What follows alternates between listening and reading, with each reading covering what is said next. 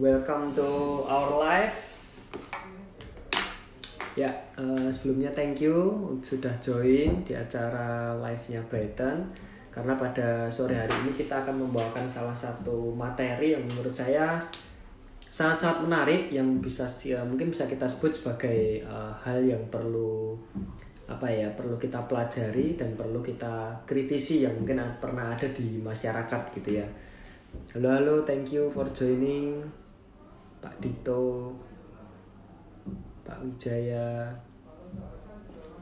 Nah, jangan lupa juga untuk di live ini teman-teman semua nanti bebas untuk bertanya, karena pada hari ini kita akan ada narasumber yang super keren gitu ya. Nggak cuman seorang yang sudah senior tapi cukup berpengalaman, kemudian juga seorang praktisi gitu ya.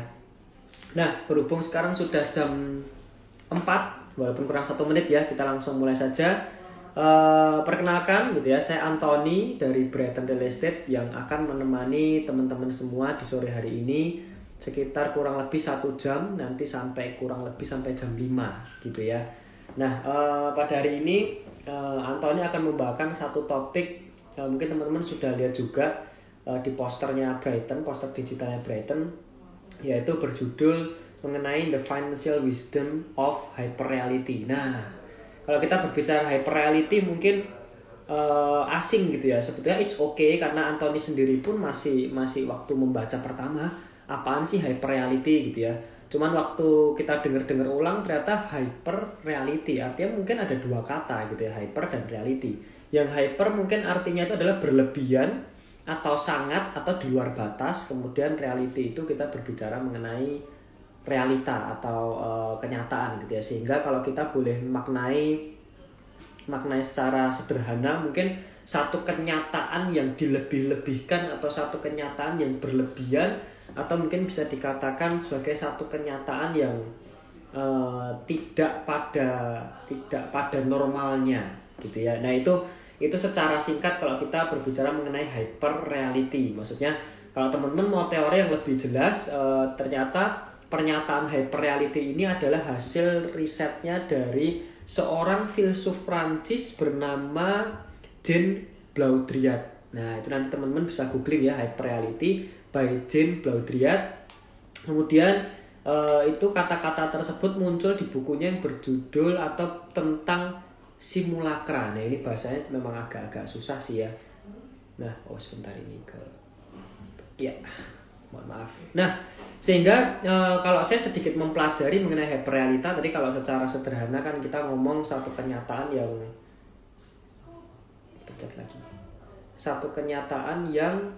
berlebihan gitu ya. Nah, ternyata begini, kalau kita sedikit bedah perkataannya tadi seperti itu, artinya bahwa seringkali manusia ini hidup dalam dunia imajiner. Nah, ini yang berbahaya. Jadi teman-teman pernah ngerasa nggak sih bahwa teman-teman tuh mungkin sedang mengalami dalam hidup di dunia imajiner? Maksudnya imajiner itu di luar batas-batas yang sebetulnya kita mampu, tapi karena kondisi ekonomi semua perbankan gitu ya membantu kita untuk ada yang namanya kredit card dan segala macam, kita menjadi memaksakan memiliki hal-hal yang mungkin di luar kemampuan kita. Sebagai contohnya adalah mungkin misalnya teman-teman memiliki satu pendapatan yang belum terlalu besar, kemudian mengikuti lifestyle seperti nongkrong di kafe yang mewah setiap hari, mencoba restoran mewah yang baru yang ada di kota-kota besar gitu, atau mungkin ke Starbucks everyday gitu ya. Kemudian atau mungkin membeli tas Louis Vuitton dan segala macam. Itu sebetulnya it's okay mungkin ya, cuman karena nggak mampu terus dipaksakan, sehingga dari segi materi itu agak dipaksakan gitu. Nah, kemudian ternyata hyperrealita ini nggak mengenai harta saja. Hyperrealita ini juga membahas mengenai orang-orang ini kadang merasa telah melakukan banyak hal, ternyata sebetulnya nggak melakukan apapun. Contoh misalnya, kalau teman-teman mungkin pernah tahu di sosial media gitu ya, mungkin kan ada yang sedang mengalami bencana atau apa gitu ya, sehingga terus seringkali kita lihat kan hashtagnya save bla bla bla, save bla bla bla gitu ya. Nah, terus itu kita merasa kalau kita sudah melakukan sesuatu banyak hal, tapi ternyata sebetulnya ya cuman posting gitu. Nah, itu yang disebut dengan hyperreality. Teman-teman merasa sudah melakukan hal besar tapi ternyata ya biasa aja gitu. Nah, tapi hal itu tentunya tidak akan tercipta tanpa ada sosial media gitu ya. Nah, sosial media ini memberikan boost atau mendorong orang-orang untuk melakukan hal-hal ini menjadi lebih wow. Atau teman-teman mungkin pernah merasa nggak sih di sosial media itu teman-teman seperti dipaksa memiliki budaya untuk pamer gitu ya. Nah, itu yang berbahaya tuh teman-teman. Seperti yang Anthony Pin di sini, cara kita mengatur keuangan dan keluar dari zona hyper reality. Nah, hari ini yang istimewa adalah seperti yang sudah ada di poster yang teman-temannya collaboration with Mr. Gali Saksono. Ini salah satu pembicara kita yang keren banget ya, karena Pak Gali ini sebagai narasumber yang juga merupakan seorang praktisi di bidang ekonomi. Selain sudah senior, sudah sangat berpengalaman di bidang bisnis, bidang usaha, di bidang profesional dan juga di bidang properti. Beliau sekarang menjabat sebagai Direktur dari Realty dari PT PP Property Tbk. Jadi teman-teman kalau pernah tahu ada developer BUMN yang disebut dengan PP Property, nah beliau ini adalah Direktur Realty-nya. Nah, kita akan tunggu untuk Pak Gali untuk join ke kita. Nah, Pak Gali nanti akan bercerita ya mengenai mungkin pengalaman hidupnya waktu masih muda dulu. Pernah nggak sih kira-kira mengalami hyper reality gitu, sehingga oh ini Pak Gali sudah join. Pak Gali mungkin bisa klik request supaya kita bisa live bersama Pak Gali. Oke, masih connecting. Sambil menunggu ya teman-teman, mohon bersabar sebentar karena ini koneksinya masih menunggu Pak Gali.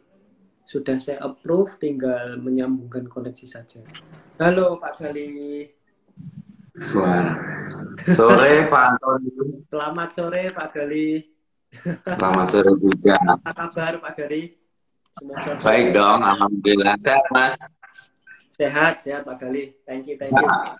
Nah sebelumnya Pak, saya ini ingin mengatakan saya merasa bangga bisa live sama Pak Gali Pak. Oke. Jelas ya.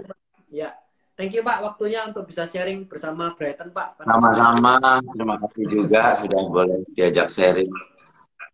Ya. Jadi untuk Bright People dan Brightoners ini Anthony kenalin sedikit mengenai Bapak Gali ini.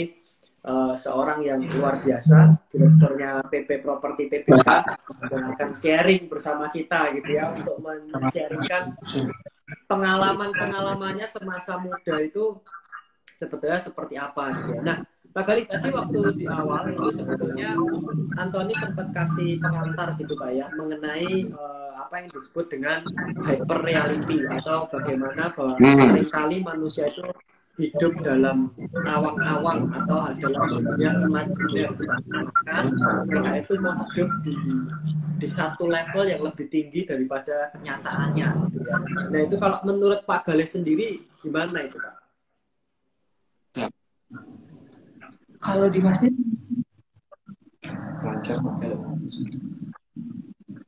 Pak Antoni, sorry ya keputus ya. It's okay Pak. Mungkin bisa dicoba dulu Pak. Oke. Udah Pak, udah. Tadi keputus pas Bapak bicara, sorry. Tadi ya, disampaikan sebelumnya ada ada penjelasan sebelumnya, terus? Ya, tadi kan di awal sebelum Bapak join, sempat Anthony kasih pengantar Pak di awal mengenai, karena kan tema kita adalah mengenai hyper reality gitu ya. Nah, hyper reality. Sempat kasih pengantar bahwa hyper reality itu kalau kita boleh bedah secara sederhana, itu ada dua kata, hyper dan reality gitu Pak ya. Sehingga mungkin orang-orang zaman now gitu yang mungkin milenial atau mungkin seumuran dengan Anthony itu kebanyakan hidup di level yang satu level lebih tinggi pada kenyataannya, atau hidup dalam dunia imajinernya gitu loh Pak. Nah itu kalau menurut Pak Gali sendiri, pandangan Pak Gali gimana nih Pak melihat orang-orang zaman now ini Pak? Ya tadi ya seperti yang sudah Pak Antoni jelaskan di awal tadi kan, hyperrealita itu adalah apa tadi kan, sepertinya kan filsafat komunikasi gitu ya. Nah menurut saya di situ ada 4 keyword ya yang apa namanya yang menggambarkan sikap perilaku hyperreality. Suara bagus Pak? Jelas. Oke, jadi ada 4 keyword menurut saya yang menggambarkan sikap atau perilaku hyperreality itu. atau hiperrealita. Yang pertama pasti image, karena pengen punya image, kemudian konsumtif, kemudian over atau berlebihan, terus apa, instan ya, instan kan, instan. Nah, jadi hiperrealita itu merupakan sebuah gaya hidup atau lifestyle yang mirip dengan makna konsumtif. Ya, kalau kita lihat sekarang kan banyak orang mengkonsumsi atau beli sesuatu yang apa ya, sebenarnya nggak terlalu begitu jelas tujuannya ya. Sulit membedakan mana yang needs, mana yang bonds ya, yang ujungnya beli juga hanya karena apa, kepingin, karena lapar mata misalnya gitu ya. Nah, pokoknya kekinian gitu ya. Nah itu karena apa namanya, apa, langsung aja dibeli, padahal juga itu kebutuhannya belum tentu penting gitu lah. Nah nyambung dengan apa yang Pak tadi sampaikan di awal juga, bahwa sosmed juga penting kan untuk itu, karena ujung-ujungnya juga mereka itu pasti mau diupload gitu ya, bahasa kerennya show off kan gitu ya. Betul Pak. Ya, jadi kalau pertanyaannya pendapat saya setuju atau enggak, sebenarnya sih nggak salah ya, karena memang di saat sekarang ini kan bukan hal yang aneh kalau apa namanya, kita ini justru netizen itu juga dapat manfaat loh dari postingan-postingan itu, ya kan? Misalnya ada orang di satu restoran yang memang menarik, murah ya, tempatnya juga bagus kan, itu jadi informasi juga gitu kan buat para netizen juga ya. Tapi memang menurut saya lifestyle ini bergantung juga kepada finansial ya, yang kalau apa namanya, jadi berlomba-lomba juga orang berusaha mendapatkan pendanaan atau finansial yang lebih mudah. Nah sekarang ini kan kayak kartu kredit juga mudah, terus yang lagi ngetren tuh apa, pay later gitu ya. Nah itu kemudian juga apa, pinjaman online atau pinjol ya, cuma mesti hati-hati karena banyak yang zonk juga kan gitu ya. Jadi kita sih setuju aja sih Mas, setuju ya, apa, karena juga banyak manfaatnya juga buat para netizen yang lain gitu. Oke. Ini luar biasa ya teman-teman. Jadi memang kalau kita ngomong hyperrealita itu apakah benar atau salah, ya itu semua tergantung dari teman-teman how to control gitu ya. Bagaimana mungkin kita ini mengontrol, karena nggak sepenuhnya salah, mungkin juga ada maksud positif gitu ya. Siapa tahu juga dengan postingan tersebut malah mungkin ada yang nonton itu termotivasi gitu Pak ya, nggak mau kalah. Iya, adrenalinnya jadi muncul adrenalinnya gitu kan. Iya. Nah ini yang menarik seperti ini Pak, kalau kita berbicara hyperrealita yang disebutkan oleh Jane Baudrillard ini kan mungkin dia menyebutkan semua ini terdorong karena sosmed, sosial media, sehingga semuanya berlomba-lomba menciptakan budaya itu untuk pamer. Nah ini sedikit mau bertanya nih tadi Pak mengenai pengalaman hidupnya Pak Galih sendiri. Maksudnya di masa mudanya dulu mungkin kan sosial media belum sebentar itu Pak ya, atau mungkin handphone sekalipun belum tercipta gitu Pak ya, atau masih besar kayak batu bata gitu. Nah kalau orang zaman dulu apakah ada realita tuh Pak ya? Kalau saya coba menerawang masa lalu tanpa sosial media seperti sekarang ya, kalau mau eksis gitu ya, mau tampil itu, kalau menurut saya kan manusiawi ya, pengen dikenal ya, dikenal secara positif itu manusiawi. Bahkan saya dulu sadar ketika saya di perusahaan ini, untuk bisa berkinerja bagus saja itu nggak cukup, tapi juga harus dimunculkan kinerjanya gitu. Kebetulan di perusahaan kami ada satu event tiap tahun itu, PP namanya PP Property Awards ya. Disitulah kesempatan ya, waktu itu saya untuk tampil, untuk bisa dikenal juga gitu. Pengen eksis di kalangan perusahaan, di mana tentunya mereka bisa mengenal saya dari sisi prestasi ya, inovasi seperti itu. Jadi ya kalau dari sosial media ya tampilnya ya lewat event-event seperti itu. Itu salah satu contohnya begitu, Pak Antoni. Oke.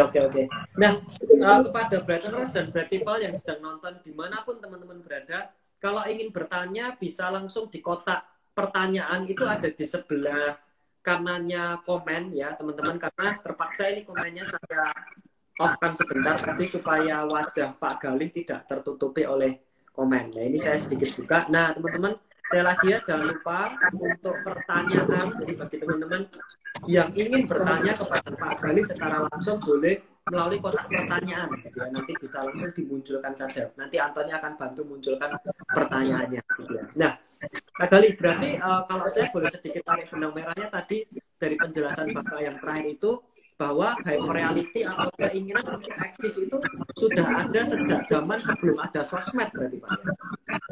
Saya kira begitu ya.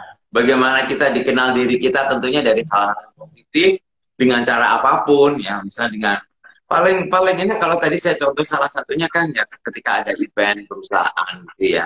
Tapi juga kayak satu kompetisi apa dulu, kalau dulu kan saya hobi ngeband gitu ya, hobi main band gitu ya. Ya pengen eksis biar bandnya muncul namanya biar populer ya, karena nggak punya duit buat rekaman dan seterusnya ya ikut festival band kira-kira gitu. Jadi pertanyaannya ketika pertanyaannya apakah dari dulu realita ada ya menurut saya ya, cuma dengan cara dan porsi yang berbeda mungkin. Oke, luar biasa Pak. Ya. Nah Pak, ini ada satu permasalahan masyarakat yang menurut Antoni cukup menarik, Pak Galih. Jadi kalau kita berbicara masalah bersosialisasi dengan lingkungan, gitu ya, mencari satu pergaulan dengan teman-teman itu, sometimes mungkin ada orang-orang yang menilai itu mungkin dari kemewahannya atau dari apanya lah ya bahasanya Pak. Pokoknya kalau mau join dengan perkumpulan pertemanan saya harus secara sadar ada standar tertentu. Lah, apakah kita ini perlu nggak sih Pak sebetulnya masuk ke dalam satu lingkungan itu kita harus bela-belain sehingga kita harus hidup di zona hyperrealita itu Pak? Bela-belain ya. Emang ada ya gitu ya? Memang begitu ya. Mungkin nggak semuanya kali ya, mungkin nggak semuanya. Tapi menurut saya ini kembali lagi ya. Jadi branding personal ya, itu kan untuk branding dirinya gitu ya. Branding personal sebenarnya itu manusiawi sih, untuk menunjukkan posisi kita sih sah-sah aja, asal menurutnya terkontrol dan jangan kebablasan gitu. Karena kalau over dikit-dikit upload, dikit-dikit show off, apa istilahnya lebay juga kan, dan tujuan brandingnya jadi berbelok gitu, yang tadinya pengen tampil positif gitu, karena brandingnya tambah malah jadi ngeliatnya orang jadi minus gitu, karena kayak di over gitu ya, lebay gitu ya. Iya, betul. Oke. Nah, ini ada satu tadi yang sempat bertanya nih Pak. Nah, ini sebentar saya coba tampilkan Pak ya. Hyperreality kalau bahasa gaulnya menjual diri sebagai agent ya Pak, dalam artian kemampuan dan keahliannya. Jadi mungkin apakah menjual diri ini berarti ada yang positif gitu Pak ya? Iya, ini nanggepin pertanyaannya ya. Jadi menjual diri itu kan maksudnya ya tadi nge-branding diri kan? Nge-branding diri ya. Menurut saya perlu, jadi memang dari sisi positif tentunya ya. Jadi kemampuan dan keahliannya jadi dibaca orang atau dipahami orang ya. Sehingga orang juga memahami, oh si A atau si B ini mempunyai kelebihan atau mempunyai potensi atau mempunyai jaringan gitu ya, yang seperti ini, sehingga tentunya berpikirnya kan positif ya, sehingga dalam satu dan lain kesempatan jangan-jangan bisa membawa manfaat gitu kan. Jadi kalau pertanyaan berarti agent menurut saya dan memang itu ya memang dilakukan di reality ya. Mungkin intinya jangan kebablasan aja dan jangan lebay gitu aja ya, jangan over gitu. Ya, oke. Nah ini ada satu pertanyaan lagi Pak, cukup menarik. Apa yang perlu dibatasi nih Pak dalam hyperreality nih Pak? Ya. Jadi seperti yang tadi didiskusikan bahwa hyperreality itu kan terkait juga sama finance ya. Jadi misalnya udah sampai kok tagihan kartu kredit kok nyut-nyutan ya, gitu ya. Terus agak kebutuhan ini ya, kebutuhan yang pokok kok jadi agak jadi berat ya, itu berarti udah tanda-tanda itu, udah tanda-tanda harus kontrol gitu ya. Nah, menurut saya seperti itu, karena hubungannya pasti ke finansial dan dibatasi juga dari sisi kontennya gitu. Kalau kita berlebihan gitu toh, berlebihan seperti yang saya bilang tadi, jadi terus orang jadi nggak menarik gitu, jadi nggak menarik apa dari goalnya, jadi nggak kena karena jadi belok kan, yang tadinya positif jadi malah orang berpikir tadi lebay gitu. Iya. Oke. Nah, itu satu hal yang menarik sebenarnya Pak, ketika kita berbicara lebay, itu kan arahnya jadi sedikit ke narsisme. Over kan sebenarnya. Iya. Gimana Pak? Maksudnya kalau kebablasan Sorry. kita... Mohon maaf, suara saya jelas Pak Galih? Iya, gimana Pak? Jelas ya, sebentar. Ini pertanyaannya kok nggak bisa dihilangin dari layar ya, waduh. Oke deh, saya sambil bertanya Pak. Ini ada satu pertanyaan lagi Pak. Kalau kita ngomong menjual diri, hyperreality gitu Pak ya. Nah itu sebetulnya gimana sih Pak? Atau mungkin ada tips nggak sih dari Pak Galih supaya kita ini tidak kebablas yang akhirnya menciptakan narsisme Pak, atau menjadi narsis gitu Pak ya, atau menjadi apa ya, kesannya malah jadi sombong karena terlalu menjual diri. Nah itu gimana Pak menghadapinya?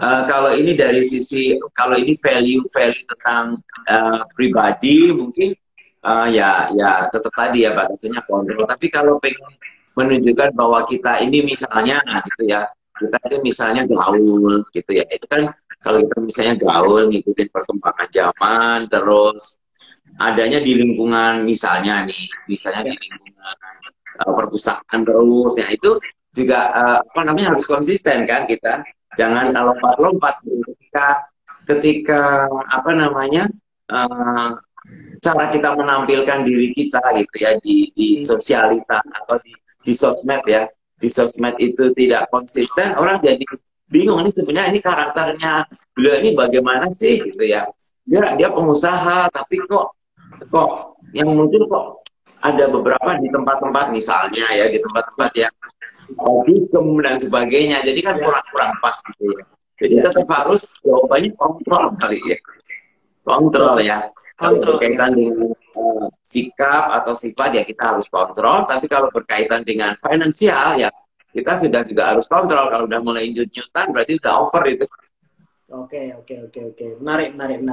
Oke Pak, kalau kita berbicara tadi kan kita berbicara mengenai hyperreality itu dari segi lifestyle gitu Pak ya. Nah, Pak Galih mungkin ada tips nggak sih Pak, pengalaman pribadi atau mungkin menjadi prinsipnya Pak Galih sekarang, sebetulnya dana dari pendapatan kita per bulan itu kira-kira berapa persen sih Pak yang sehat untuk kita alokasikan untuk berlifestyle ria, atau untuk bolehlah kita nikmati untuk hyperrealitaan gitu Pak. Kalau pribadi ya, jadi pribadi itu tentunya juga berkembang kali ya kan, penghasilan seseorang juga berkembang, kemudian juga lingkungan juga berkembang. Kalau saya kan itu juga tergantung juga kepada individu. Kebetulan mungkin bisa dicek di sosial media saya, nggak ada yang makan cantik ya, nggak ada yang nongkrong di kafe. Jadi kalau saya sih sangat hemat, dan itu kan balik ke individu ya. Balik ke individu. Kalau saya pribadi kan saya pengen nge-branding saya misalnya sebagai pengusaha, sebagai pebisnis. Jadi yang saya tampilkan ada kegiatan aktivitas bisnis saya. Kalau toh pun bersama keluarga pun gitu ya, juga mungkin yang pantas-pantas saja. Nah, kalau ditanya pribadi, secara biaya relatif kecil ya Mas. Relatif kecil kalau saya. Jadi saya lebih sering menampilkan misalnya di sosial media saya ketika ada peresmian sebuah proyek gitu kan, atau mungkin ada penghargaan di luar negeri, atau mungkin ketemu dengan gubernur ya seperti itu. Nah kalau ditanya budget mesti ya relatif. Kalau saya sih kecil sekali, karena memang pribadinya dari dulu karena saya dari dulu memang identik dengan saving kali, dengan saving, jadi nggak terlalu banyak biaya untuk itu.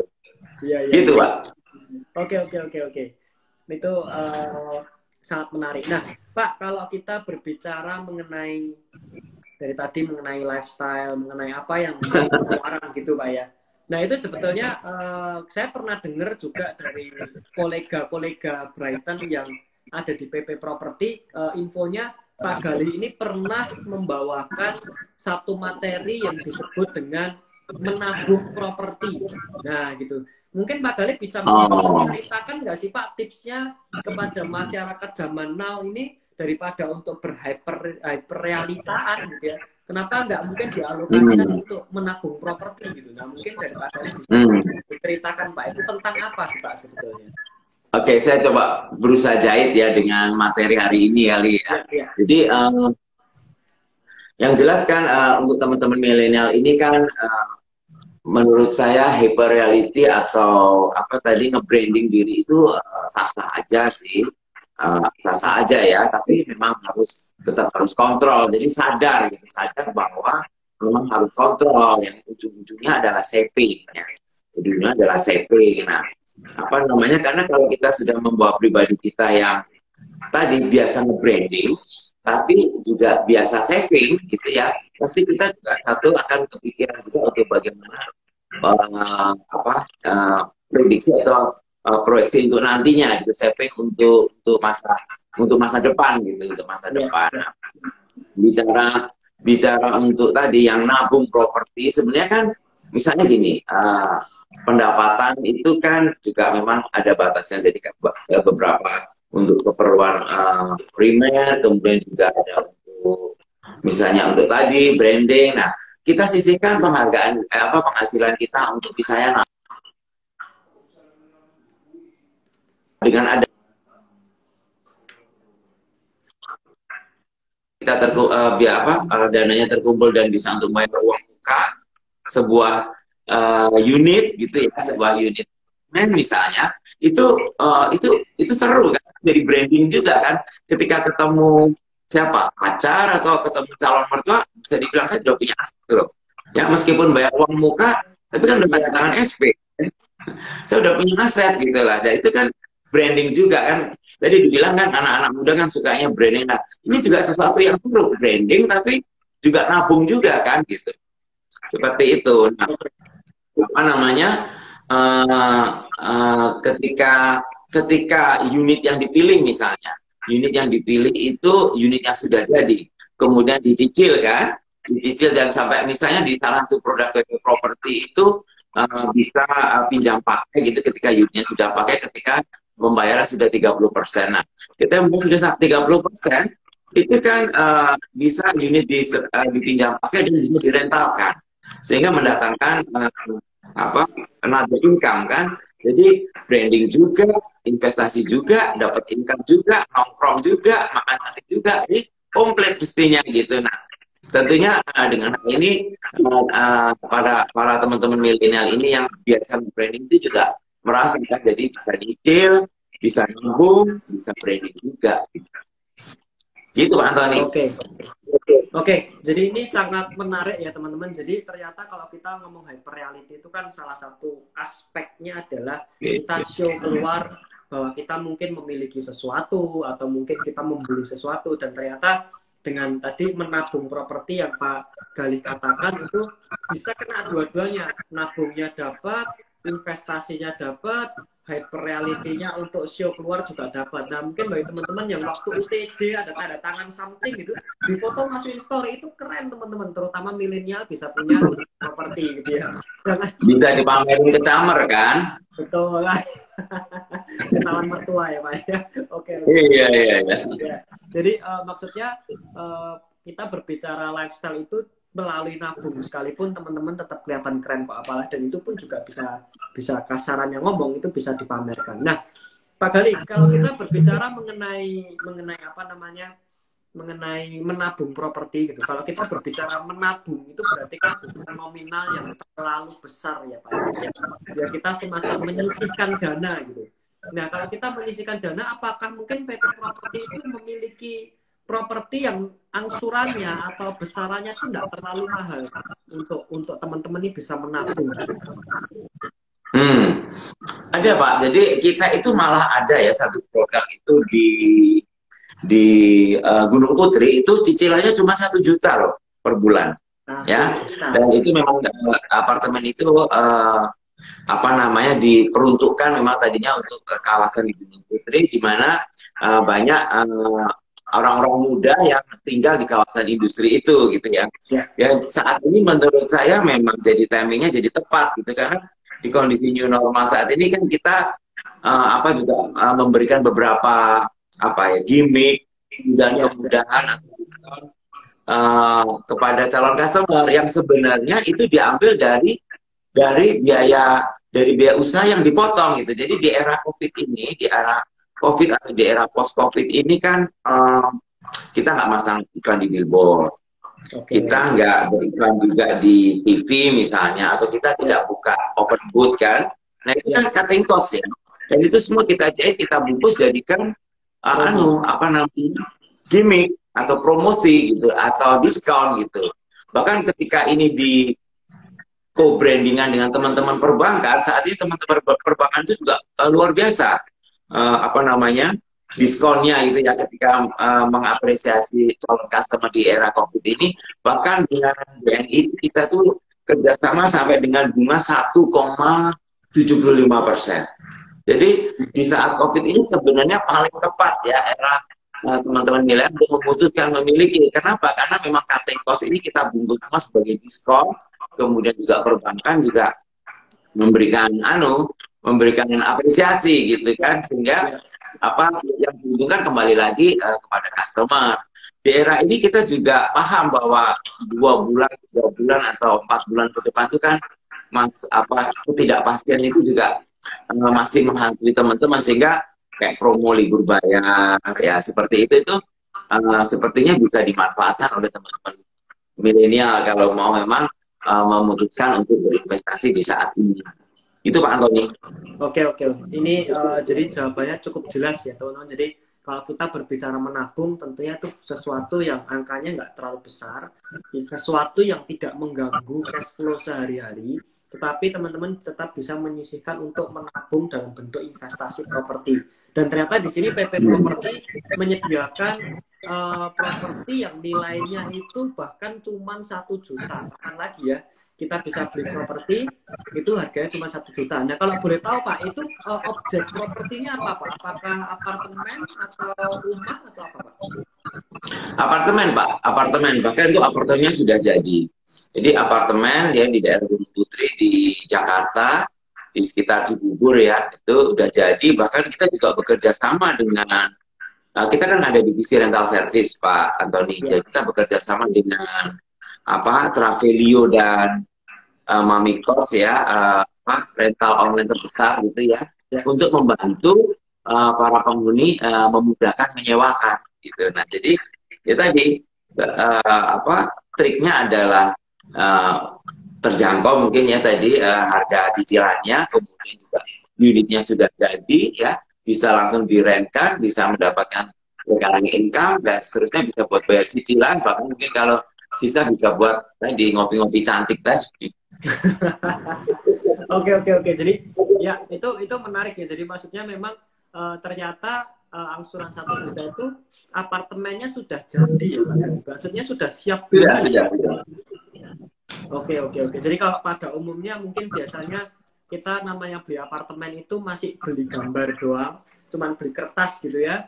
Dan itu jadi 4 tahun lagi, 5 tahun lagi. Menariknya di BW Properti ini ada yang angsurannya cuma 1 juta udah jadi dan siap disewakan untuk memberikan income. Dibantu nyewa lagi sama PP Properti divisi rental service gitu. Iya, dibantu nyewain lagi. Nah, tapi itu ada komisi tertentu nggak Pak untuk PP Properti ketika laku? Ada. Jadi kita kan bekerja sama dengan Travelio ya, Travelio yang bisnis terbesar kan itu dengan Mamikos, dan mereka punya paket sendiri-sendiri. Mungkin tergantung mau dengan Travelio, mau dengan Mamikos. Kalau saya nggak salah ada tentang waktunya yang berbeda-beda, ada yang bulanan dan seterusnya. Ada itu part of bisnisnya divisi rental service. Tapi tentunya ini sangat menarik karena pasti akan sangat terbantu kan, karena banyaknya orang yang akan menyewa lewat divisi Persis karena ada Intravelio dan Amigos itu. Oke. Nah Pak, ini ada satu pertanyaan menarik Pak lagi dari salah satu penonton kita. Saya coba tampilkan dari Bapak Ibrahim 2020 ya. Kiat-kiat yang perlu dilatih untuk membranding diri apa saja nih Pak? Supaya mungkin kesannya supaya nggak norak, mungkin maksudnya Pak Ibrahim gitu Pak. Membranding diri yang tetap smooth, terlihat keren, tapi nggak norak gitu Pak. Nggak ngetokin gitu. Jadi Indonesia juga langsung melihat ke kenapa, bagaimana ya saya membranding. Kalau saya mencoba menjadi apa adanya sih Pak. Kalau saya pribadi, saya memilih untuk membranding diri saya apa adanya, tidak melebih-lebihkan atau tidak mengurang-kurangi. Mungkin acap sana sini boleh lah ya, yang pantas-pantas juga, tidak lebay gitu ya. Tapi yang menurut saya yang paling penting tadi, anaknya sebenarnya mau tampil seperti apa gitu. Ketika tentunya seorang pebisnis dengan seorang olahragawan pasti beda gitu ya. Jadi ya usahakan, kalau saya sih aktivitas brandingnya itu masih terkait gitu. Seperti saya bilang tadi, kalau pengusaha terus tapi ternyata kok banyak brandingnya itu di apa ya, misalnya di lokasi-lokasi yang tidak terlalu pantas ya, diusahakan gitu ya. Jadi memang harus kontrol gitu dan seterusnya. Dan kalau balik lagi, kalau berkaitan dengan finansial ya itu tanda-tandanya kalau sudah sampai susah di kartu kredit ya, yang kebutuhan primernya dikalahkan, nah itu sudah harus sadar itu kan. Oke. Jadi bagi teman-teman Batteners tadi, thank you banget pertanyaan Pak Ibrahim tadi. Menurut saya sangat-sangat bagus banget ya. Kenapa? Karena teman-teman kalau nggak berhati-hati dalam membranding diri, nggak berhati-hati dalam menjual dirinya dalam tanda kutip yang positif gitu ya, teman-teman bisa dicap mungkin menjadi penjilat atau mungkin menjadi orang yang cari muka gitu atau bermuka dua. Jadi saya sangat setuju dengan Pak Gali bahwa untuk membranding diri itu seautentik mungkin lah ya, seoriginal mungkin, sebisa mungkin tuh apa adanya gitu ya. Jangan sampai terlalu, ya mungkin teman-teman tahu lah ya, ada yang terlalu dibuat-buat gitu ya, lah itu jangan sampai, karena bisa menjauh dari kita gitu ya. Oke. Nah ini ada satu pertanyaan lagi menarik Pak dari teman-teman gitu ya. Nah kalau ini lebih ke arah ke perusahaan nih Pak, karena mungkin Bapak Mike ini penasaran gitu. Bagaimana Pak Gali PT Properti dalam menghadapi masa pandemi ini? Nah ini mungkin sedikit keluar konteks, tapi mengenai corona dan secara strategi perusahaan Pak Gali menghadapinya gimana Pak? Baik, terima kasih pertanyaannya. Bagaimana PP Properti dalam menghadapi masa pandemi? Jadi kita coba bicara dari sisi marketing ya Pak. Jadi di marketing kami memang protap kesehatan COVID tetap berjalan ya. Jadi kita kasih ilustrasi misalnya marketing office. Marketing office itu masih ada beberapa konsumen yang memang mau closing harus hadir gitu, mesti ngelihat sendiri gitu ya. Nah caranya memang kita marketing office itu memang didesinfektan, kemudian yang datang pun juga customer janjian gitu ya. Kemudian si salesnya pun juga menyiapkan apa tuh namanya, desinfektan dan apa namanya, sanitizer dan masker ya, yang untuk ditawarkan untuk digunakan gitu ya. Jadi tetap masih kita juga melayani, bahkan beberapa kali itu kita ada closing, kemudian bahkan serah terima unit, kemudian sampai tanda tangan juga ada, dan itu kita dokumentasikan. Tetap dengan disiplin menerapkan protokol COVID, dan bahkan terakhir 1 bulan terakhir ini itu dokumentasi ini kita sosialisasikan sebagai edukasi buat calon customer bahwa ke depan itu new normal itu seperti ini. Jadi ya nggak ada masalah dengan closing, nggak ada masalah dengan melihat unit dan serah terima unit, asal kita memang tetap patuh dengan protokol COVID. Dan kita juga ada beberapa layanan, misalnya pengen serah terima unit, lalu dia juga tidak ingin untuk keluar rumah gitu, kita bisa menggunakan online, kita bisa menggunakan online. Kemudian kita juga beberapa kali Zoom bersama satu keluarga full, bagaimana kita menggunakan IG Live untuk show unitnya, kita bisa mendapatkan gambaran, diskusi, dan alhamdulillah closing gitu. Kita juga ada yang khusus pelayanan COVID itu ketika ada delivery. Jadi ada beberapa customer di dalam online dan seterusnya, mereka mau closing, tapi mereka tetap karena kebiasaan investasi dia megang brosur, megang press list, dia pengen lihat tuh pressnya kayak apa nih.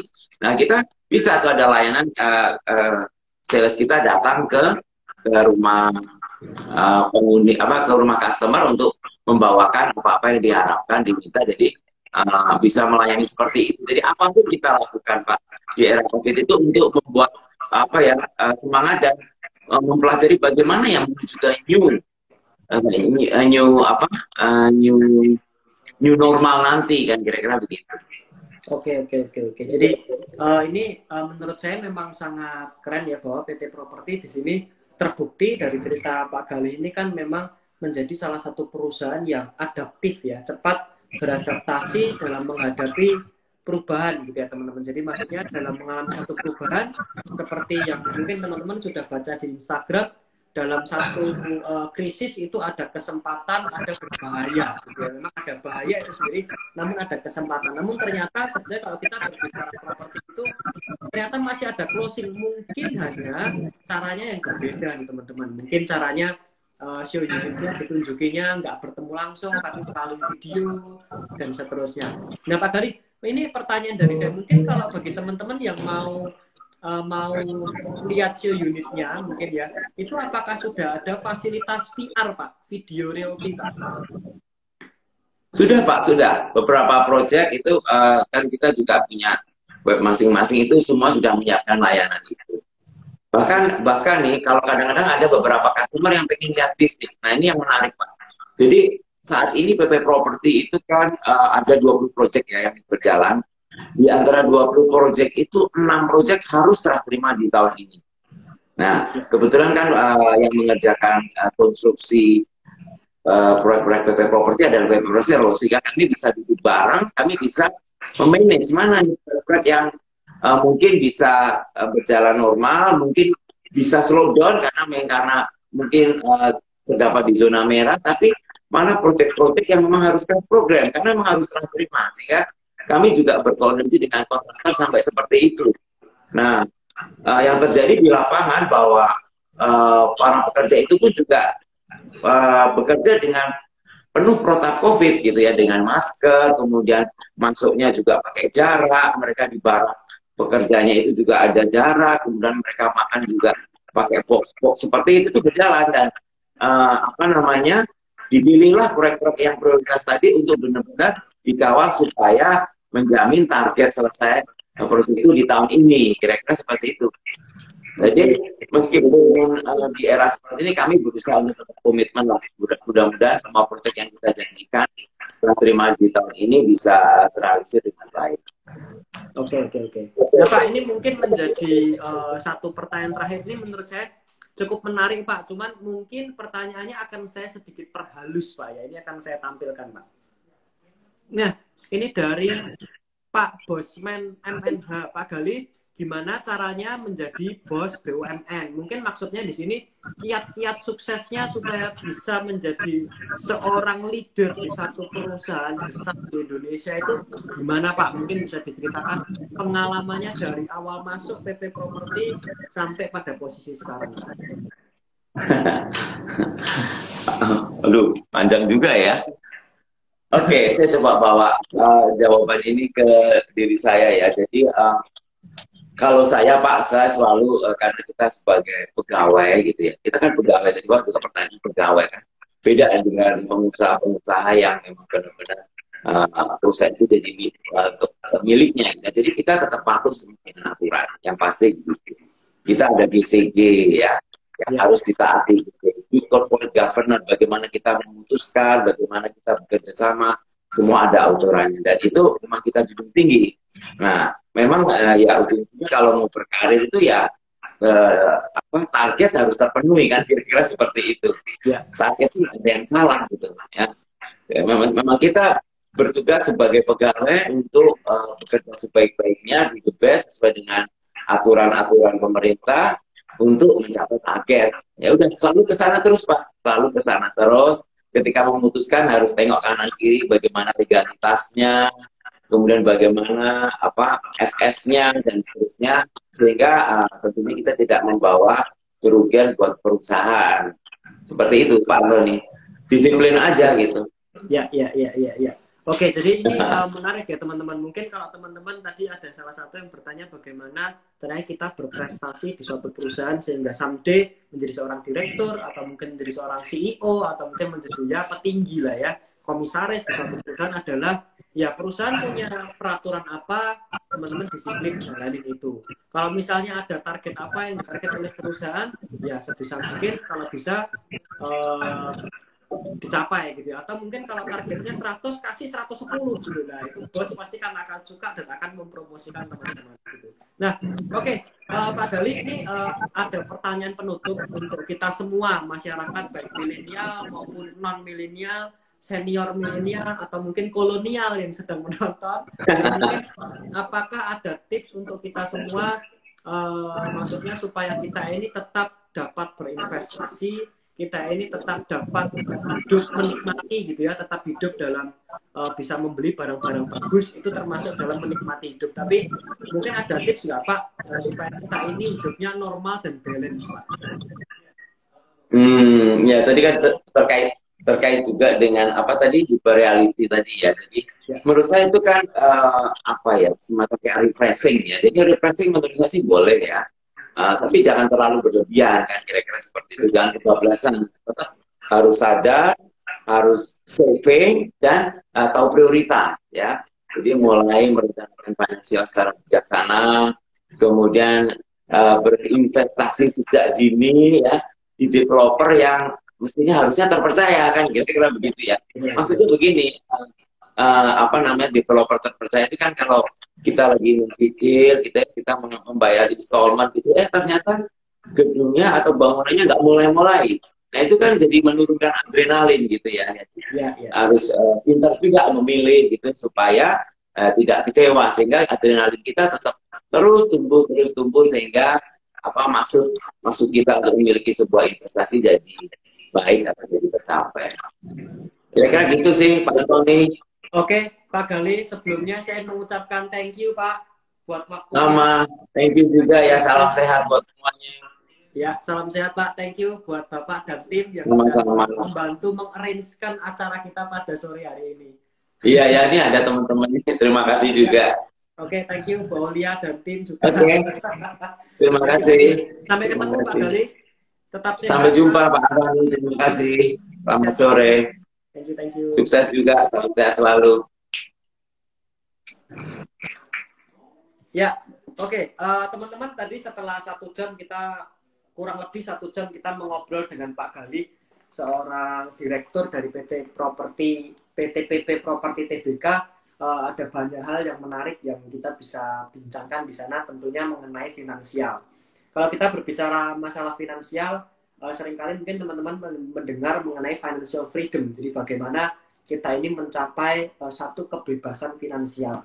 Cuman ternyata di dalam masyarakat, dalam kehidupan kita, ternyata seringkali terdapat kendala-kendala kita dalam mencapai financial freedom atau kebebasan finansial. Nah, salah satunya adalah kehidupan hyperreality yang dari tadi awal Antoni sudah jelaskan apa sih itu hyperreality gitu ya.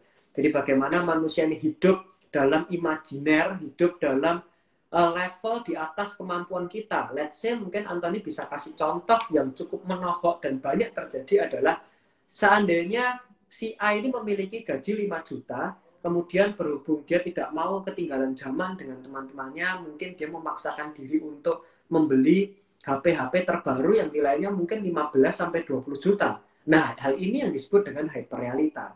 Jadi, kalau Antoni boleh sedikit simpulkan di sini, sebenarnya hyperrealita itu boleh nggak sih? Apakah nggak boleh kalau kita ini membeli barang-barang bagus? Apakah kita ini nggak boleh membeli barang-barang mewah? Jawabannya boleh-boleh saja, teman-teman. Itu sah-sah saja, Black People. Kenapa? Karena itu uang-uang Anda, gitu ya. Cuman kalau teman-teman di sini ingin mencapai financial freedom, tentunya teman-teman harus memperhitungkan apakah yang teman-teman beli ini sudah sesuai dengan pendapatan Anda. Kalau teman-teman pendapatannya 100 juta, membeli HP 10 juta, it's okay, it's fine. Karena itu bukan nominal mungkin yang terlalu besar. Tapi kalau pendapatan teman-teman 5 juta per bulan, kemudian membeli handphone yang mungkin harganya 3 kali lebih mahal daripada pendapatan Anda, itu akan menjadi kondisi yang defisit atau kondisinya secara finansial kurang bagus. Teman-teman akan dalam kondisi yang dalam bahasa Inggrisnya orang finance biasa katakan rat race. Teman-teman akan terus berputar dalam satu lingkaran setan.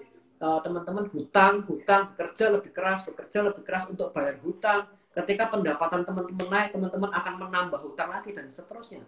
Nah, yang menjadi masalah di hyperreality di sini adalah ada dua problem. Yang pertama adalah pertanyaan mendasarnya seperti ini. Yang pertama, lebih susah mencari uang, atau yang kedua, lebih susah mengatur uang. Gitu ya. Nah, kalau kita berbicara hyperreality, itu problemnya tidak pada mencari duitnya. Karena mencari duit itu, saya yakin para bright people di sini pasti sudah bisa mencari uang.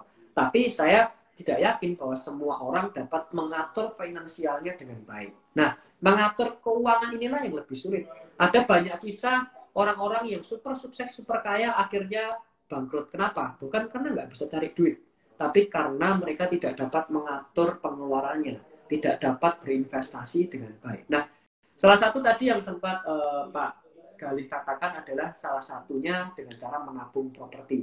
Karena memang kebetulan Pak Galih seorang direktur dari perusahaan properti yang cukup ternama di Indonesia, gitu ya.